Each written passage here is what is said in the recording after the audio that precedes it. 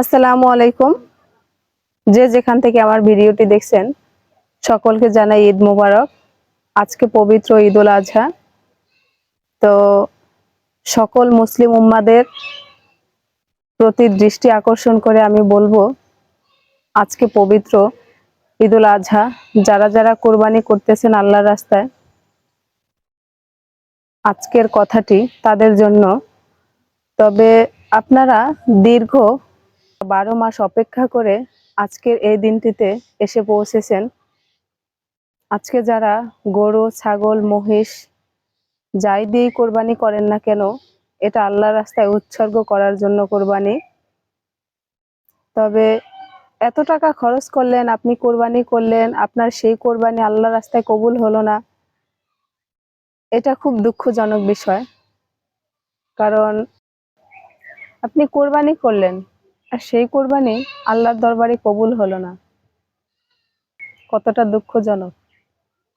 তবে আপনি কোরবানি করলেন, আপনার কোরবানিকৃত পশুর মাংস বা গোশত আপনি সমান ভাগে 3 ভাগ করবেন। একটা আপনার জন্য, একটা আপনার আত্মীয় স্বজন, নিকটস্থ আত্মীয় স্বজন, এবং আরেকটা হচ্ছে গরিব মিসকিনের জন্য। তবে আমার এই কথাগুলো বলার একটাই উদ্দেশ্য, আপনারা গরিব মিসকিনকে এমন ভাবে গোশত দেন যা তারা একবেলা রান্না করে খেতে পারে না। যারা এইভাবে কাজ করেন তাদের উদ্দেশ্যে আমার একটা কথা, আপনারা এমন ভাবে তাদেরকে মাংস দিবেন তারা যেন পরিবার সহ একবেলা রান্না করে খেতে পারে। আপনি 3 ভাগ করে আপনার গরিব মিসকিনের ভাগটা আপনি সমানভাবে বিলিয়ে দেওয়ার চেষ্টা করবেন।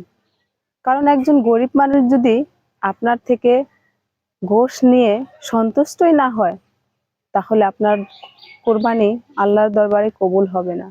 আমি তাদের ক্ষেত্রে বলবো, আপনারা গরিব মিসকিনকে ঠকাবেন না। তাদের হক তাদের দিয়ে দিন, এটা তাদের হক, আপনাদের কাছে তাদের পাওয়া না। আপনারা কোরবানি করেন, কোরবানি করতেছেন, যেটা তাদের পাওয়া না সেটা তাদের বুঝিয়ে দিন। সমাজে এমন হাজারো ফ্যামিলি আছে যারা কোরবানি করতেছেন অথচ গরিব মিসকিনের হক আদায় করতেছেন না। তাদের কোরবানিগুলো আমার মনে হয় না আল্লাহর দরবারে পৌঁছাবে বা আল্লাহ পাক কবুল করে নেবেন। কারণ গরিব মিসকিন যদি আপনার থেকে সন্তুষ্টই না হয়, তাহলে সেই কোরবানির মূল্য কি? আমার এই ছোট্ট মেসেজটি যদি আপনাদের ভালো লেগে থাকে, তাহলে আপনি নিজে দেখবেন এবং অন্যকে দেখার সুযোগ করে দিবেন।